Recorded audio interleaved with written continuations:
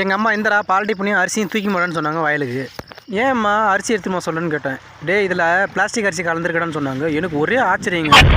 ஒருவேளை நம்ம பயிர் வைக்கும்போது பிளாஸ்டிக் அடியில் போய் விளைஞ்சு வந்திருக்குமோன்னு சொல்லிட்டு எனக்கு ஒரே டவுட் ஆகி போச்சு. எங்கள் ஊருங்களில் இப்போ தான் பயிர் வைக்க ஆரம்பிச்சிட்டாங்க. இங்கே பாருங்கள், சேடை, நாற்றாங்கால், எப்போதும் தண்ணி தபன்னு ஊற்றிக்கிட்டு இருக்க வாய்க்கால், சுத்தமான காற்று, இப்படியாப்பட்ட இயற்கையான வாழ்க்கையில் வாடுறது எவ்வளோ ரம்மியமாக இருக்குது தெரியுங்களா? ஏதோ ஒரு தமிழ் படத்தில் பலன்னு இருக்கிறியே பிளாஸ்டிக் ரைஸான்னு ஒரு பாட்டு வருங்க. அது எந்த படம்னு தெரிஞ்சால் சொல்லுங்கள் நீங்களே. சரி, நம்மளும் வயலில் போய் அந்த ரைஸ் பலன்னு இருக்கான்னு சொல்லிட்டு நம்மளும் பிரித்து பார்க்கணுன்னு சொல்லிட்டு நானும் வேகமாக வயலுக்கு போக ஆரம்பித்தேன்.